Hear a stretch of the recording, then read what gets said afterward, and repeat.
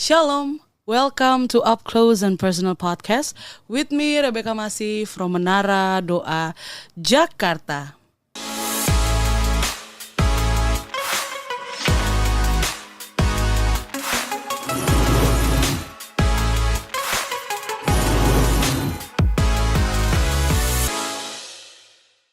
Beberapa waktu yang lalu saya iseng-iseng gitu ya memposting tentang pelayan pujian penyembahan di Threads gitu ya. Apakah hanya perlu hati doang atau skill doang atau dua-duanya gitu ya, yang seperti ini gitu ya, yang melayani di gereja sebagai pemimpin pujian atau singers. Menurut kalian skill menyanyi itu pentingkah? Tuhan melihat hati tetapi jemaat punya telinga. Terus emang kita mau menyenangkan siapa gitu ya. Jadi biar gak punya talenta bernyanyi, yang penting punya hati saja sudah gitu ya. Nah itu gimana? Ternyata banyak banget gitu ya yang komen di thread saya ini, seperti yang ini gitu ya.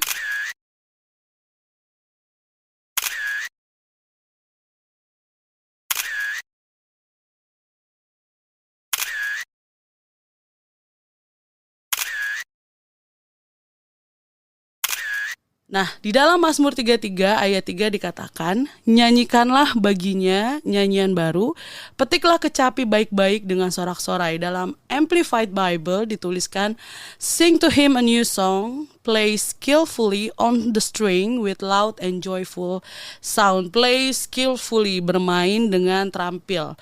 Bahkan dulu orang-orang yang melayani dalam bait suci dipilih benar-benar punya skill, kemampuan, keterampilan, karena mereka memang ditempatkan untuk bagian pelayanan tersebut di dalam bait suci gitu ya. Saya secara pribadi sudah berkecimpung di dunia pujian penyembahan, sudah mulai melayani Tuhan di dalam pujian penyembahan dari tahun 2005 gitu ya. Memang masih banyak perdebatan yang bilang yang penting hati, tapi kan ada jemaat nih yang dengerin, tapi emang kita mau nyenengin jemaat, kita kan mau menyenangkan hati Tuhan, bukan jemaat gitu ya. Masih bersama dengan narasumber kita, Pastor Elke Wijanarko. Shalom Ibu. Shalom Beka, shalom semuanya.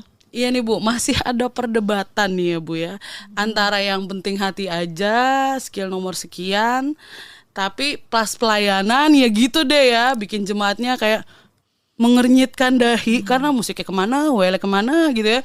Pokoknya hati dulu aja. Padahal di Mazmur 33 ayat 3 ditulis play skillfully. Nah itu bagaimana tuh Bu? Ya, semuanya seharusnya kita itu harus kembali kepada firman Tuhan. Ya, kalau kita tahu bahwa sekalipun skill, kemampuan itu semua berasal dari siapa? Itu berasal dari Tuhan. Ya. Dan kalaupun tidak, saya belajar kok, saya sudah sekolah, saya belajar. Iya, untuk kamu bisa sekolah dan belajar itu dapat dari mana? Semuanya, all the beginning is from God. Artinya karunia atau kemampuan, skill itu berasal dari Tuhan. Orang yang di dunia pun dia bisa nyanyi segala macam, dia bisa belajar, itu pun juga menerima dari Tuhan. Tetapi dia tidak memakai atau tidak mengembalikan apa yang dia terima dari Tuhan kepada Tuhan. Dia pakai untuk kesenangan dia sendiri, dia pakai untuk kenikmatan dia, untuk bisa mencapai, mendapatkan hasil, mendapatkan uang semuanya, untuk menyenangkan orang tujuannya, untuk entertain. Nah, tetapi itu semua berasal dari Tuhan. Kamu bisa belajar pun juga berasal dari Tuhan. Ada orang yang mengajar pun asal-usulnya juga dari Tuhan. Jadi ketika ada pertanyaan, ada polemik seperti itu, lebih baik kembalikan semuanya kepada Tuhan. Asal segala sesuatu adalah milik Tuhan. Kalau kamu tahu bahwa skill kamu itu adalah berasal dari Tuhan, maka kamu akan memberikan itu semuanya kepada Tuhan. Dan ketika kamu memberikan itu semua kepada Tuhan, itu hati. Fokusnya, porosnya di hati. Jadi ketika kamu hatimu menyembah, memberikan semuanya itu kepada Tuhan, maka hati ini akan condong terus kepada Tuhan dan terikat, melekat kepada Tuhan. Nah, Tuhan tuh mampu memberikan karunia. Yang dari keturunan tidak ada karunia segala macam, dia mampu memberikan karunia itu. Selama hatinya dia memberikan nomor satu kepada Tuhan. Tetapi banyak juga orang yang sudah menerima karunia, tetapi hatinya tidak diberikan kepada Tuhan. Sukses, sukses. Bagus, bagus. Tadi menyenangkan orang. Indah kedengaran di telinga semua, dengar enak. Tapi kembali lagi, itu dalam rangka apa? Kalau hanya sekedar hiburan untuk manusia, ya oke. Tapi kalau itu tujuannya adalah untuk menyembah Tuhan, nah di sini kita harus kembali atas standar daripada Tuhan. Itu yang terpenting. Dipakai untuk apa dulu? Kalau hanya untuk sekedar cari duit, ya it doesn't matter. Maka harus kamu skillful. Kalau enggak, kamu enggak akan dapat duit banyak. Betul. Ini untuk apa dulu? Talenta yang Tuhan berikan kepada kamu untuk apa? Kalau hanya untuk sekedar cari duit, ya harus punya talenta yang bagus, harus bisa main musik yang benar, harus latihan terus, harus ini terus, harus. Ya. Tetapi kalau kamu sudah memberikan itu semua kepada Tuhan, kamu harus memberikan semuanya, termasuk hatimu yang nomor satu harus kamu berikan. Sehingga seluruh kemampuanmu itu akan dinyatakan juga, akan diberikan juga kepada Tuhan. Apakah masih perlu latihan? Oh ya harus. Apakah masih terus perlu menggali lagi? Oh ya harus. Karena hati ini kepada Tuhan, kamu mau memberikan yang terbaik kepada Tuhan. Jadi daripada kita ribut mana yang benar, mana yang ini, back to the Bible. Semua itu berasal dari Tuhan. Segala karunia berasal dari Tuhan. Sekarang kamu mau berikan kepada siapa? Kalau mau berikan kepada Tuhan, standarnya harus pakai standarnya Tuhan. Kalau kamu berikan untuk manusia, ya standar manusia. Standar dunia, hanya itu aja. Ya, bukannya dalam dunia sekuler aja ya Bu ya, kita mau memberikan yang terbaik gitu ya, buat bos kita dalam pekerjaan kita, sehingga bos kita senang lihat pekerjaan kita, ya mungkin kali-kali gaji dinaikin gitu ya kan, karena senang gitu kan, karena kita mampu mengerjakan yang diberikan, the right man in the right place gitu ya. Bukankah itu juga berlaku buat untuk pekerjaan Tuhan ya Bu? Maksudnya memang Tuhan gak kelihatan, kita gak tahu pasti nih Tuhan senang atau enggak gitu ya dengan pujian penyembahan kita. Tapi bukankah itu bukan jadi alasan buat kita buat seenaknya aja dalam melayani Tuhan? Ya tetap gitu ya, ada tadi yang Ibu bilang ada standarnya Tuhan. Nah itu bagaimana Bu? Ya dong, seperti yang Tuhan kehendaki di dalam firman Tuhan, selalu yang terbaik adalah untuk Tuhan. Yang sulung Tuhan selalu minta nomor satu itu untuk Tuhan. First fruit itu untuk Tuhan. Buah sulung itu untuk Tuhan. Artinya first thing first. Segala sesuatu yang nomor satu itu untuk Tuhan. Tuhan menghendaki semua yang terutama itu miliknya Dia. Jadi apa yang nomor satu dalam kehidupanmu harus jadi miliknya Tuhan. Dan ketika kamu mempersembahkan itu kepada Tuhan, harus memberikan yang terbaik. Persembahan aja syaratnya adalah tidak yang bercacat. Yeah. Kambing domba harus yang bersih. Jangan sampai, saya pernah bahas itu di mana saya lupa ya, sampaikan firman. Kalau kita memberi persembahan, kasih yang jelek-jelek aja untuk Tuhan. Tidak bisa.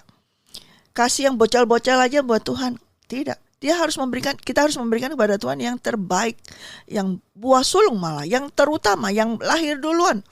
Itu yang harus kita berikan kepada Tuhan. Artinya yang the best itu harus kita berikan kepada Tuhan. Dalam segala hal kita harus memberikan. Dan yang dari seluruh tubuh kita ini, kemampuan segala sesuatunya, yang terbaik apa? Hati kita. Hati kita itu yang terbaik. Kalau kita mata bisa cantik, hidung bagus, mancung semuanya, kasih karunia Tuhan, badan bagus semuanya. Tapi kalau hatinya tidak diberikan kepada Tuhan, tidak ada artinya. Segala sesuatu, roh Allah itu tinggal di dalam hati kita. Ini yang harus nomor satu diberikan kepada Tuhan. Kenapa hati? Karena itu adalah sumber dari segala kehidupan kita. Yang saya maksudkan adalah manusia roh gitu ya. Itu adalah sumber dari segala sesuatu dalam kehidupan kita. Kalau itu kita give to the Lord the best, maka Dia akan memberikan semuanya. Dan ketika memberikan semua karunia, tentu harus ada pengembangan, harus ada pelatihan. Waktu pertama kali Musa diutus Tuhan untuk membawa keluar bangsa Israel dari Mesir, kemudian di padang gurun, dan Tuhan mau membuat tabernakel, Musa sendiri saja tidak mampu untuk membuat itu. Maka Tuhan memberikan equipment, yaitu orang-orang yang diberikan kuasa Allah, yang diberikan roh, ya, diurapi sehingga dapat membuat ahli dalam tembaga, dalam seperti besi, pandai besi untuk membuat peralatan di tabernakel. Itu mereka tidak bisa karena mereka tidak pernah melakukan hal itu, mereka tidak pernah bisa membuat itu. Dan secara detailnya itu dapat pengurapan dari Roh Kudus. Dan dia harus belajar. Mungkin pada saat pertama ada gagalnya, dia harus belajar. Tetapi talenta, karunia itu berasal dari Tuhan. Dan itu harus diberikan kepada Tuhan. Dan kita harus mengembangkan. Demikian juga Tuhan di dalam perjanjian baru, Tuhan memberikan perumpamaan tentang 5-2-1. Ketika dia memberikan talenta kepada seseorang 5 talenta, kepada seorang lagi 2 talenta, kepada seorang lagi 1 talenta. Yang 5 mau mengembangkan, artinya dia mau bekerja, artinya dia mau mengusahakan, dia mau melatih diri lagi. Sehingga tambah 5 jadi 10. Yang 2 berkembang jadi tambah lagi 2, tambah jadi 4. Tapi yang 1 menerima 1 talenta merasa bahwa aku kok cuma dikasih 1, yang lainnya banyak. Dari 1 ini aku bisa berbuat apa? Aku tidak bisa melakukan apa-apa. Udah deh, tutup aja, masukin aja. Udah gak usah. Ntar kalau dia datang, gue balikin aja 1. Sedangkan yang benar adalah 1 tuh bisa dikembangkan lagi jadi 2. Atau kalau tidak dia bisa mengikut dengan temannya lain, jadi berkembang bisa. Nah yang di sini adalah karena apa, orang yang punya talenta 1 yang Tuhan tidak suka, akhirnya Tuhan kasih dalam akhir cerita itu, yang punya 1 tuh malah diambil 1-nya diberikan kepada yang bisa hasilkan 10 itu ditambahkan. Dan orang tersebut diikat, dibawa, dipukul, dimasukkan dalam penjara atau pokoknya karena dia punya hati jahat. Nah bukan hati jahat saja, dia ini orang malas, orang yang tidak mau bekerja, orang yang tidak mau berusaha, orang yang tidak mau menyenangkan hati Tuhan. Di dalam hatinya sudah ada iri hati, sudah ada marah. Kok aku cuma dapat 1? Nah, ini yang nomor 1 apa? Hati itu yang harus diberikan kepada Tuhan. Bukan masalah di talentanya yang kamu bisa kembangkan atau berikan kepada Tuhan. Tapi masalahnya di hati. Kalau hatimu penuh dengan sirik, penuh dengan iri hati, penuh dengan curiga, penuh dengan niat jahat, kamu punya talenta banyak pun tidak akan berguna. Nah, si orang yang dapat 1 ini bukan masalah di 1 talentanya. Tapi Tuhan melihat hati orang ini dari awal sudah jahat. Dia mau dikasih 5 talenta pun tambah jahat jadinya dia. Dikasih 2 tambah jahat. Dikasih 1 aja jahat. Apalagi kasih banyak, betul kan? Nah karena hati. Nah apa yang mesti yang kita berikan kepada Tuhan nomor 1? Hati. Our heart. Kehidupan kita. Kalau dia memberikan, ya sudah aku dapat 1. Tapi aku berikan hati ini. Apa aku memberikan kepada Tuhan? Dia bergaul, berdoa, bagaimana caranya bisa mengembangkan? Mungkin dia ikut teman yang dapat 2 itu, atau ikut teman yang dapat 5, melihat contoh bagaimana. Nah, dari situ apa? Hati yang dia niat mau baik, memberikan yang terbaik bagi Tuhan, pasti akan didapatkan hikmat lagi, karunia lagi. Iya, balik lagi ya, yang penting adalah hati ya Bu. Betul. Mau dia skillful tapi kalau hatinya nggak benar juga ya nggak ada gunanya. Nggak ada gunanya gitu ya. Ya berguna cuman sampai di sini saja. Iya, kelihatan sama apa namanya, iya di depan pada saat pelayanan aja gitu ya. Tetapi Tuhan memang lebih melihat hati. Jadi walaupun kita jago misalnya, main piano nyampe pakai kaki mungkin gitu ya, jago banget gitu, tetapi tetap balik lagi ke hati kita gitu ya.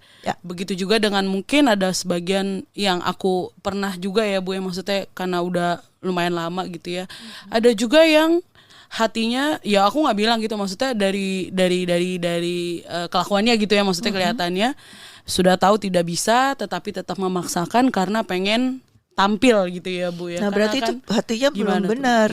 Hati yang tidak benar. Hati yang benar adalah dia memberikan hatinya, bukan kemampuannya, bukan kalau mau tampil berarti bukan hatinya yang diberikan pada Tuhan. Itu masih dikuasai oleh egonya sendiri, dikuasai oleh hawa nafsunya. Nah kalau dia memberikan hatinya, the best, Tuhan aku mau memberikan yang terbaik bagimu. Hatiku selalu menyembah. Kemudian kalau dia kepingin, aku pengen bisa menyembah Engkau dengan suaraku. dari hati dulu.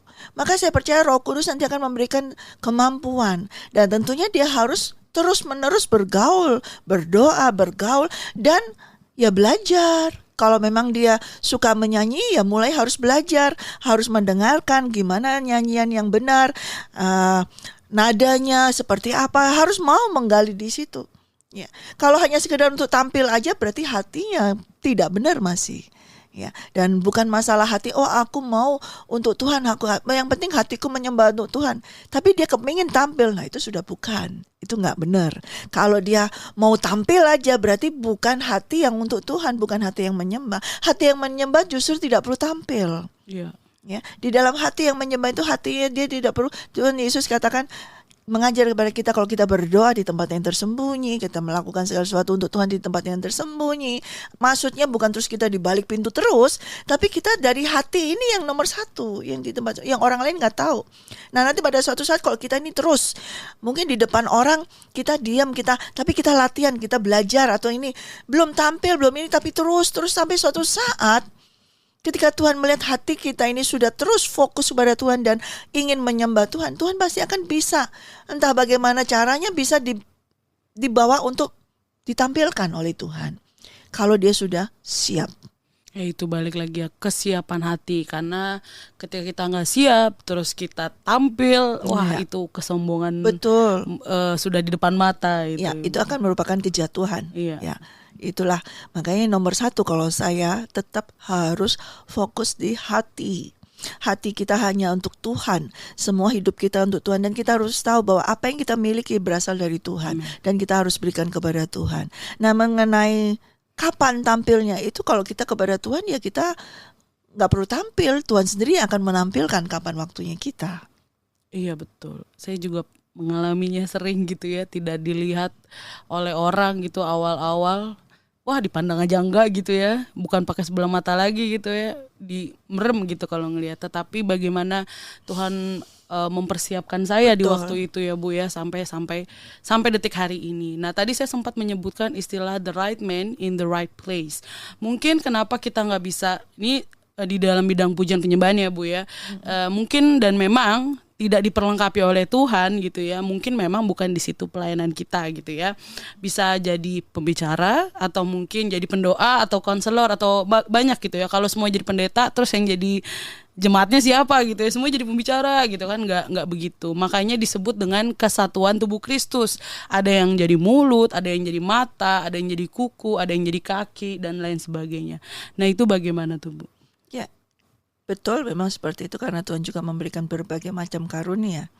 Tapi jangan lupa lagi, semuanya itu diikat oleh kasih, oleh rohnya Tuhan. Bukan diikat oleh keinginan manusia. Bukan diikat oleh keinginan ambisi dari seseorang. Bukan diikat oleh karena kebutuhan daripada gereja tersebut semuanya. Tetapi itu semua atas dasar kembali lagi untuk Tuhan. Dasarnya adalah untuk Tuhan. Ini yang penting. Karena saya juga bisa melihat dan seringkali saya tahu juga, seringkali dasarnya bukan untuk Tuhan, tapi untuk kepuasan. Supaya nama gerejanya keluar, supaya keren kalau dilihat orang, supaya kalau ada yang datang kelihatannya bagus semuanya. Nah itu dasarnya kayaknya sih bagus, rohani, supaya rapi, supaya ini. Tapi Tuhan tuh melihat hati loh. Hati itu bagaimana. Nah ini yang penting sekali. Dan ketika kamu melakukan itu tanpa hatimu kepada Tuhan, mungkin beberapa orang tidak bisa melihatnya. Tapi orang-orang yang dikuasai oleh Roh Kudus, dipenuhi Roh Kudus, bisa merasakan, bisa tahu. Oh ini adalah untuk ambisi. Ini adalah untuk kepentingan pribadi. Ini adalah kepentingan untuk gereja setempat. Bukan untuk Tuhan. Itu bisa diketahui oleh orang yang dipenuhi Roh Kudus. Orang yang mendapat karunia dari Tuhan juga. Ya, sehingga untuk apa? Untuk menyampaikan hal tersebut, untuk menegur. Karena kesatuan tubuh Kristus harus mau ditegur. Kamu selama ini motivasinya diluruskan.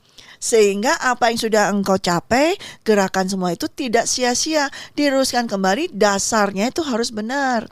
Semua yang kau capai, mengumpulkan orang yang talenta semuanya, yang ini kemudian dilatih segala macam semuanya sudah. Tapi motivasinya ini ternyata salah. Nah yang mengetahui siapa? Sebetulnya dia tahu, cuman dia gak mau tahu. Tentunya hamba Tuhan yang dipenuhi Roh Kudus bisa tahu. Karena apa? Tuhan berbicara kepada hamba Tuhan tersebut untuk menegur gereja tersebut, menegur seseorang. Nah, itulah kesatuan tubuh. Artinya semuanya diikat kembali, harus mengalami penundukan diri, tunduk atas Roh Allah. Satu roh ini yang penting.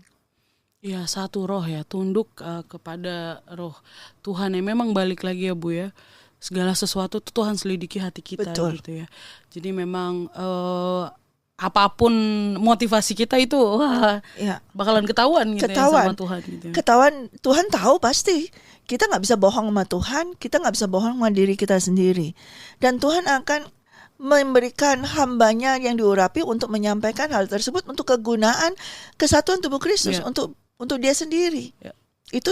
Itulah di situ namanya kesatuan. Ya, kalau misalnya dibiarin terus begitu, akhirnya kan nggak jadi apa-apa. Dan Tuhan tidak seperti itu. Tuhan mau menegur, makanya ada firman Tuhan, ada teguran, ada nasihat, adalah supaya orang kembali kepada rancangan Tuhan, kembali kepada dasar Tuhan, firman Tuhan yang benar. Sehingga segala sesuatu yang sudah engkau keluarkan, engkau kerjakan, latihan, semuanya, pokoknya segala hal-hal yang sudah engkau siapkan untuk Tuhan, itu tidak hanya sampai di plafon aja, tapi sampai tembus ke surga dan menyenangkan hati Tuhan, kembali lagi seperti yang Tuhan kehendaki. Kita dipanggil untuk menjadi penyembah-penyembahnya, dipanggil untuk melayani Tuhan, untuk menyenangkan Tuhan. Itu. Iya, untuk menyenangkan Tuhan, menjadi penyembahnya ya, karena menyembah itu bukan cuman kelihatan yang di panggung doang yang Bu. Betul.